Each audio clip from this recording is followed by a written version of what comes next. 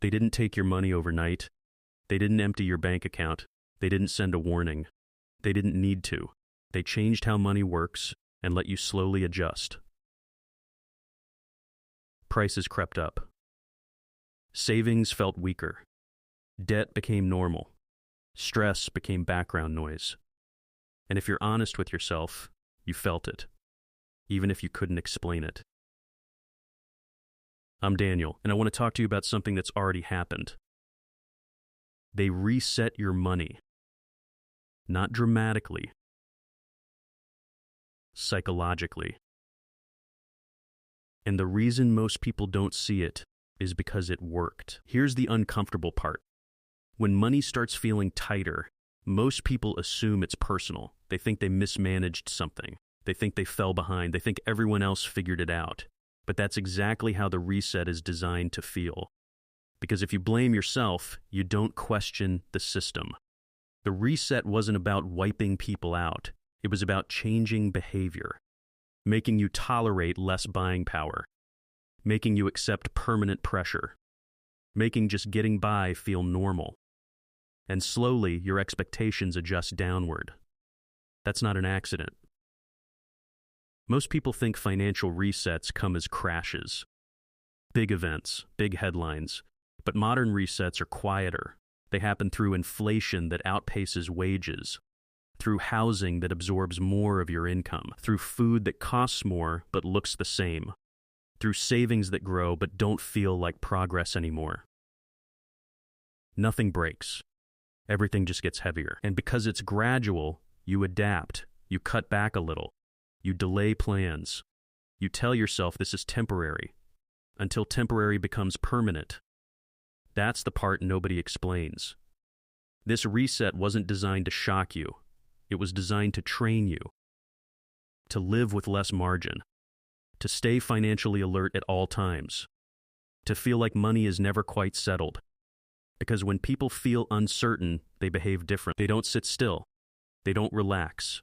They don't think long term. They react. Some hold on to cash out of fear. Some chase returns out of desperation. Some spend impulsively because saving feels pointless. That's not bad money behavior.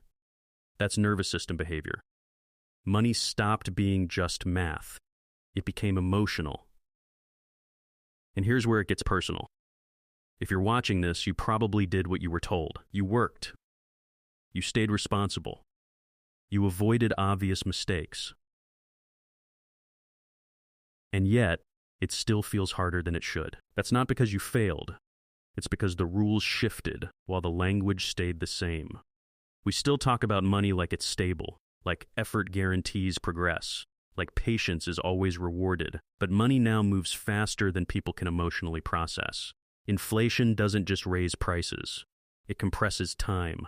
It makes future plans feel fragile.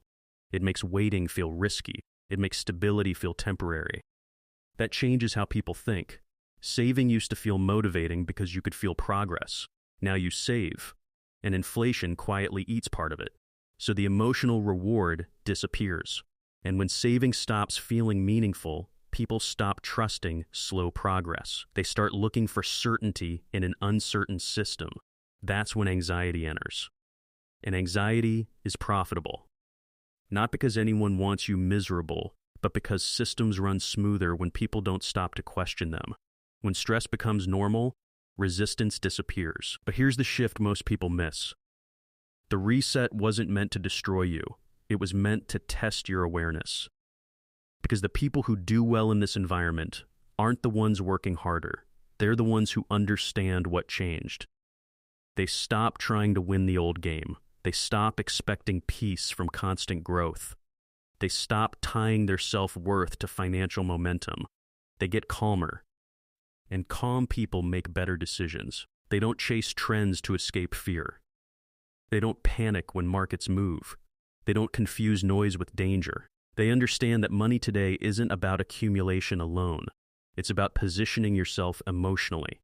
Not hustling, not extremes, not pretending everything's fine, but building space.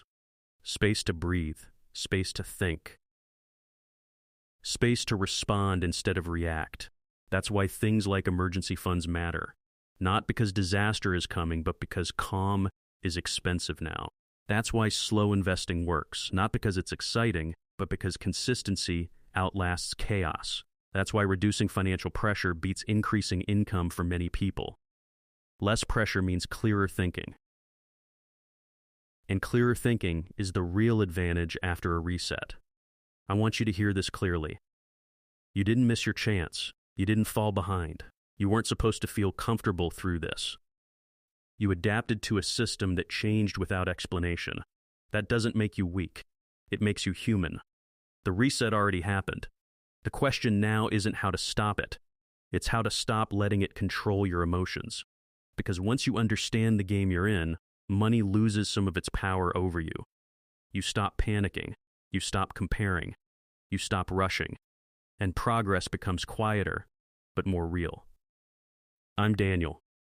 And if this video helped you feel less confused, less anxious, or simply more aware, then it did what it needed to do. Because progress now isn't about speed, it's about stability. And you're already doing better than you think.